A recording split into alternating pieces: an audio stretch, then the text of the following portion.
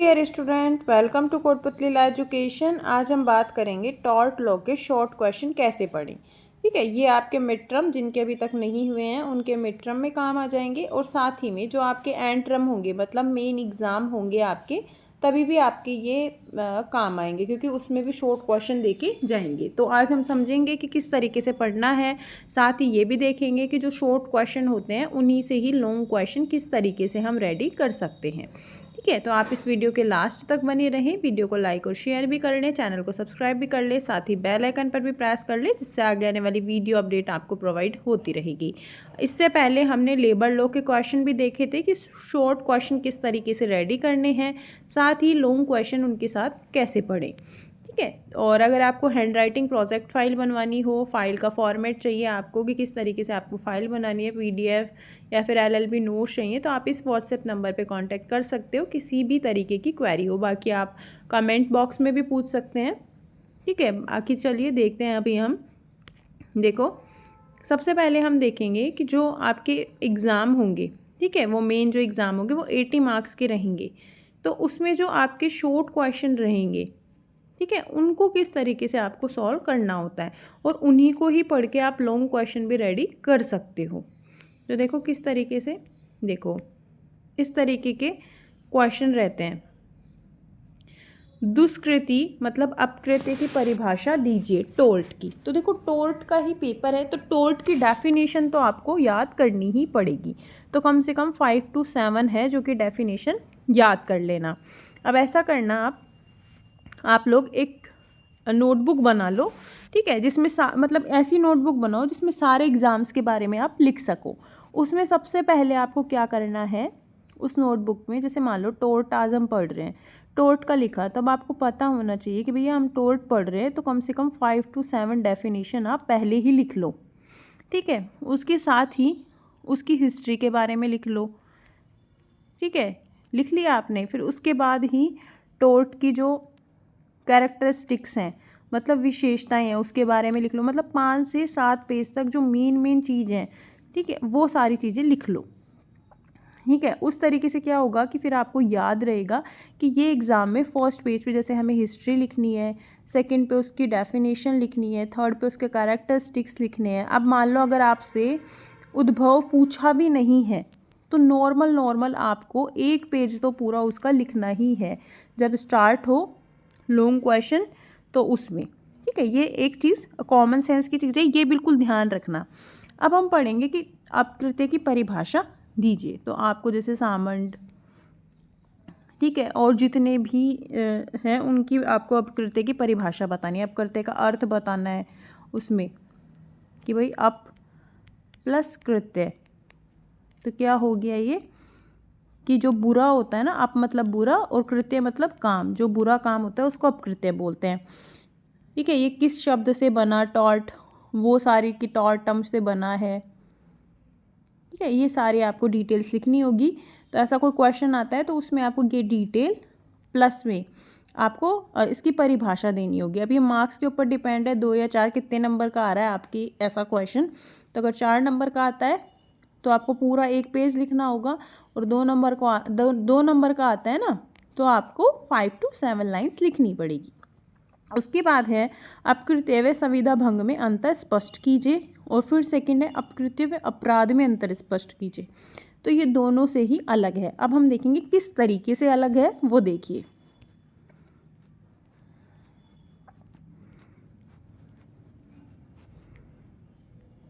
देखो, ये तो है अपकृत्य की परिभाषा। याद करने के शॉर्ट तरीके से पर्पस देखो, अपकृत्य एक ऐसा सिविल दोष है जिसमें किसी व्यक्ति को क्षति या हानि पहुंचती है। अपकृत्य के मामले में पीड़ित व्यक्ति को क्षतिपूर्ति दिलाने के लिए सिविल न्यायालय में विवाद लाया जा सकता है। उसके बाद है अपकृत्य एक व्यक्तिक दोष है, संविदा भंग से अलग है, अपराध से भी अलग है, आप लिख सकते हो। ठीक है, क्योंकि क्वेश्चन में आंसर छिपा होता है, तो परिभाषा वाले में ये भी लिख सकते हो। व्यक्ति के अधिकारों का उल्लंघन होता है, व्यक्ति को क्षति होती है तो वह क्षतिपूर्ति का दावा कर सकता है। तो ये क्या है, परिभाषा के तत्व के रूप में आप लिख सकते हो। अपकृत्य और अपराध में अंतर, तो देखो यहाँ बता रखा है कि अपकृत्य क्या है, एक सिविल दोष है, जबकि अपराध क्या होता है, एक क्रिमिनल होता है, क्रिमिनल एक्ट होता है, या फिर हम बोल सकते हैं दंडनीय कृत्य होता है। और अपकृत्य के मामले में सिविल न्यायालय में वाद लाया जाता है, जबकि अगर अपराध होता है तो उसको किस में लाया जाएगा? दंड न्यायालय में, क्रिमिनल कोर्ट में। अपराध में अभियुक्त को जेल हो जाती है, जबकि अपकृत्य में क्षतिपूर्ति का मतलब कॉम्पनसेशन का दावा किया जाता है। फिर है अपकृत्य और संविदा भंग में अंतर। तो देखो दोनों में कई अंतर हैं। अपकृत्य में किसी व्यक्ति के अधिकारों का उल्लंघन होता है, जबकि संविदा भंग में किसी पक्षकारों के अधिकार का उल्लंघन होता है। अपकृत्य में वादी का अधिकार साधारण विधि के तहत होता है, जबकि संविदा भंग में क्या होता है? पक्षों के अधिकार और कर्तव्य संविदा के तहत होते हैं। अपकृत्य में नुकसानी का उद्देश्य दंडात्मक होता है, जबकि संविदा भंग में नुकसानी का उद्देश्य क्या होता है? प्रतिकारात्मक होता है। कृत्य में अभिनिर्धारित क्षतिपूर्ति के लिए वाद लाया जाता है, जबकि इसमें क्या है? संविदा भंग में परिनिर्धारित क्षतिपूर्ति के लिए मतलब निर्धारित नुकसानी के लिए वाद लाया जाता है। नुकसानी और क्षति एक ही होती है। उसके बाद है अपकृत्य में आशय हेतु का महत्व होता है, जबकि संविदा भंग में इनका कोई महत्व होता ही नहीं है। ठीक है, ये एक सिविल दोष है अपकृत्य। अपकृत्य में किसी व्यक्ति को लोकलक्षी अधिकारों का अतिक्रमण होता है। वाद व्यथित पक्षकार लाता है। अपकृत्य में क्षतिपूर्ति के लिए वाद सिविल न्यायालयों में लाया जाता है। ठीक है, तो दोनों में हमने अंतर देख लिया है। अब ये अपराध में और भी तरीके से अंतर देख सकते हो। ठीक है, और अपकृत्य और अपराध दोनों में व्यक्तियों और संस्थाओं द्वारा किए गए गलत काम शामिल होते हैं। ठीक है, इसके बाद है दूसरा क्वेश्चन देखते हैं अब हम।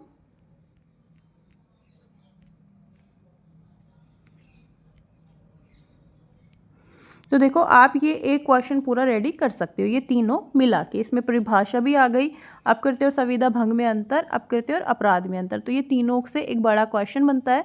उसके बाद ये फोर्थ भी इसी में ही देखो इंक्लूड हो सकता है किस तरीके से, और फिफ्थ भी। यहाँ तक मतलब फिफ्थ तक आप एक क्वेश्चन बना के पूरा पढ़ सकते हो। भाई ऐसे पूछ भी सकते हैं कि अपकृत्य विधि में भारत में उद्भव विकास की संक्षिप्त विवेचना कीजिए, अपकृत्य की परिभाषा दीजिए, संविदा भंग और अपराध में अंतर स्पष्ट कीजिए। अगर ऐसा क्वेश्चन आता है तो आपका क्या हो गया? पूरा एक क्वेश्चन। मान लो ये दोनों ना पूछ के ये पूछ ले कि अपकृत्य के आवश्यक तत्व बताओ, तो इस तरीके से पूरा एक क्वेश्चन लॉन्ग क्वेश्चन भी बन जाता है। तो इनको पढ़ना शॉर्ट क्वेश्चन को अच्छे से ही। तो देखो अपकृत्य विधि में भारत के उद्भव विकास की संक्षिप्त विवेचना कीजिए कि भैया कब आया, कैसे बना, भारत में कैसे अप्लाई हुआ, अपकृत्य के आवश्यक तत्व क्या क्या है, कि अपकृत्य किन किन चीज़ों से होता है। उसके बाद है 6 कार्य महत्वपूर्ण है या कार्य का हेतु नहीं। ठीक है, क्योंकि कार्य मान लो मन में सोच लिया आपने कि मैं इसको मारूंगा, ठीक है, पर ये तब तक इम्पोर्टेंट नहीं होगा जब तक आप इस काम को कर ना दो। तो क्या महत्वपूर्ण है? कार्य महत्वपूर्ण है, कार्य का हेतु नहीं कि आप इसको किस वजह से मार रहे हो। जैसे फॉर एग्जाम्पल मैं इसको मारना चाहती हूँ, ठीक है, हेतु क्या है मेरा, मतलब मेरे पीछे इंटेंशन क्या है मेरी, कि मेरी मतलब एक मोटिव होता है ना, कि मेरा ये मोटिव है कि मैं इसको मारना चाहती हूँ क्योंकि ये मेरी ज़मीन को पहले ले लिया था या फिर इसने मुझे मारा था, मेरा ये मोटिव है। तो मेरा मोटिव तब तक उस चीज़ के लिए नहीं होगा पूर्ण जब तक मैं इस काम को अंजाम ना दे दूँ। तो ये क्या हुआ यहाँ पे, कि यहाँ पे इम्पोर्टेंट है कि आप एक्ट करो, ना कि आप उसके मोटिव को ही लेके रखो। फिर है उन सामान्य अपवादों का उल्लेख कीजिए जिनमें अपकृत्य अभियोज्य नहीं है। मान लो अपकृत्य कब नहीं माना जाएगा। तो देखो अपकृत्य क्या है कि मैं जानबूझकर कोई गलत काम करना चाहती हूँ या फिर मैं जानबूझकर ऐसा कोई काम करूँ कि मेरे साथ कुछ गलत हो, तो उसमें अपकृत्य नहीं माना जाएगा। Act of God, act of God means क्या होता है कि भगवान मतलब जैसे मान लो बारिश कर दे, ठीक है, भूकंप आ जाए और ज्वालामुखी फट जाए, ठीक है, भूस्खलन हो जाए मतलब धरती फट जाए, तो ये सब क्या हुआ, ये सामान्य अपवाद है कि इन पे अपकृत्य अप्लाई नहीं होता। उसके बाद है अब अपकृत्य के दायित्व का उन्मोचन हो जाता है और सूत्र जहाँ अधिकार है वहाँ उपचार है। UBI जस IBI रेमेडियम, ठीक है, जहाँ अधिकार होता है वहाँ उपचार जरूर होता है। तो इन क्वेश्चन के आंसर अभी हम देखते हैं। तो देखो इन क्वेश्चन के आंसर देखने से पहले ये ध्यान रखना कि 5th तक तो पूरा एक क्वेश्चन बन रहा है, ये अलग बनेगा और ये भी अलग बनेगा। इसमें से देखो क्वेश्चन ज़रूर बनता है, ठीक है, स्वेच्छाकारित क्षति, वॉलंटरी वाला, एक्ट ऑफ गॉड, ठीक है, स्टैट्यूटरी अथॉरिटी मतलब वैधानिक प्रतिकरण, निजी बचाव, ये इस तरीके से क्या होता है, ये इम्पोर्टेंट क्वेश्चन है। कब अपकृत्य के दायित्व का उन्मोचन होता है, ये भी अलग है और ये भी इम्पोर्टेंट है, मतलब ये दोनों भी बहुत इम्पोर्टेंट है। बाकी ये 1 से और 5th तक भी इम्पोर्टेंट है, ठीक है। ये इनमें से भी एक क्वेश्चन बनता है और इनमें से भी क्वेश्चन बनता है। तो चलिए अभी हम इनके आंसर देखते हैं किस तरीके से आपको लिखने हैं।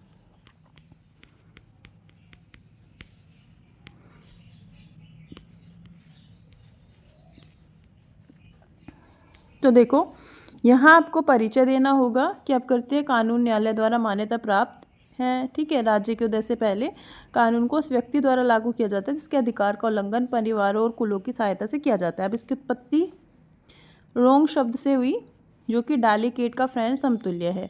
लैटिन भाषा टॉर्टम से लिया गया है जिसका अर्थ है मुड़ा हुआ, टेढ़ा या गलत। नागरिक अपराध है, ठीक है, उसके बारे में बताना है आपको। जैसे हर किसी से सीधे तरीके से व्यवहार करने की अपेक्षा की जाती है। कोई इस सीधे रास्ते से भटककर टेढ़े रास्ते पर चल जाता है और वह अपकार करता है, मतलब अपकृत्य करता है। इसलिए अपकार वह आचरण है जो सीधे नहीं बल्कि टेढ़ा मेढ़ा होता है। ऐसे करने वाले व्यक्ति को अपकारक कहते हैं। अब ऐतिहासिक पृष्ठभूमि इंग्लैंड में कब आया, ठीक है। और सिविल प्रक्रिया संहिता की धारा 9 में भी बताया गया है कि जो सिविल न्यायालय को सिविल प्रकृति के सभी मुकदमों की सुनवाई करने में सक्षम बनाती है। न्याय, समानता, अच्छे विवेक सिद्धांतों के रूप में टोर्ट के कानूनों को लागू करने के अधिकार क्षेत्र को दर्शाती है, ठीक है। ये भी आप लिख सकते हो उत्पत्ति में, ये केस भी लिख सकते हो, ठीक है। अब है अपकृत्य के कुछ आवश्यक तत्व। अपकृत्य करने वाले का कार्य, पीड़ित हुई को क्षति। अपकृत्य करने वाले के कार्य और पीड़ित को हुई क्षति के बीच संबंध, गैर कानूनीपन और दोष, ये क्या है, इसके आवश्यक तत्व हैं। कि आप मान लो इसके आवश्यक तत्व क्या हुए कि आप किसी को चोट पहुंचाओगे, फिर उसको क्या क्षति हुई, ठीक है, फिर आपने गैर कानूनी काम किया, दोष हुआ, तो ये सब क्या हुआ, उसके आवश्यक तत्व है। अपकृत्य एक सिविल दोष है। इनमें से किसी व्यक्ति को हानि होती है तो उस व्यक्ति की हानि की भरपाई के लिए सिविल कोर्ट में वाद ला सकते हैं। अपकृत्य के मामले में पीड़ित को दोषी पक्षकारों से क्षतिपूर्ति दिलाई जाती है। फिर है अपकृत्य के कुछ सामान्य अपवाद। एक तो है इंजूरिया साइन डैमेनम और एक होता है डैमेनम साइन इंजूरिया। तो इसमें आएगा डैमेनम साइन इंजूरिया। इसका मतलब होता है बिना चोट के नुकसान। अगर किसी को कोई नुकसान होता है तो उसका कोई कानूनी अधिकार उल्लंघित नहीं होता तो वह अपकृत्य नहीं माना जाएगा। इसमें एक केस भी है ग्लॉस्टर ग्रामर स्कूल का, ठीक है, ग्लॉस्टर ग्रामर स्कूल का एक केस है, वो लिखना है आपको इसमें। फिर है प्राकृतिक आपदाएं जो कि देवीय कृत्य होते हैं, ठीक है, देवीय कृत्य जिसको हम एक्ट ऑफ गॉड बोलते हैं। अगर किसी प्राकृतिक आपदा जैसे भूकंप, तूफान, ज्वालामुखी, इससे कुछ हो जाए तो इस पर अपकृत्य लागू नहीं होता। सीमित देयता अपकृत्य जैसे डॉक्टर, वकील, आर्किटेक्ट, इलेक्ट्रिशियन, ठीक है, ये इनके ऊपर है। उसके बाद है जब किसी अपकृत्य के मामले में दावेदार को क्षतिपूर्ति देने की जिम्मेदारी से प्रतिवादी को छुटकारा मिल जाता है तो उसे क्या कहते हैं, अपकृत्य के दायित्व का उन्मोचन। और इसके बाद आप इसके कुछ उदाहरण भी देख सकते हो। फिर है जहाँ अधिकार है वहाँ उपचार, where there is a right there is a remedy. यह कानूनी सिद्धांत का एक महत्वपूर्ण पहलू है जो न्यायिक व्यवस्था में नागरिकों को अधिकारों और उनके उल्लंघन पर उपचार प्राप्त करने के अधिकार को स्थापित करता है। फॉर एग्जाम्पल कि अगर जहाँ अधिकार होते हैं, ठीक है, अगर उन अधिकारों का उल्लंघन होता है तो उसका उपचार भी तो उपलब्ध होता है ना, उसी की ही ये बात बताता है। अब हम और क्वेश्चन देखते हैं।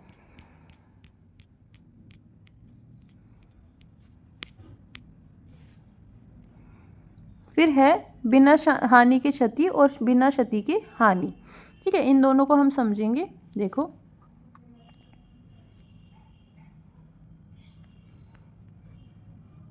इंजूरिया साइन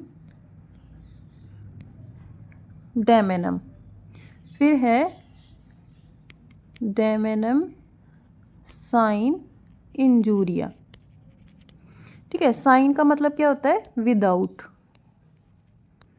डैमेनम और इंजूरिया। तो देखो इंजूरिया का मतलब क्या होता है, इंजरी, साइन का मतलब विदाउट, और डैमेनम का मतलब क्या होता है कि जो मतलब आपके कोई क्षति होती है, ठीक है, तो उसके बारे में ये यहाँ पे बताता है, ठीक ठीक है। तो डैमेनम साइन इंजूरिया मतलब बिना हानि के क्षति होती है। और एक जगह देखो यहाँ पे आप क्वेश्चन पढ़ो,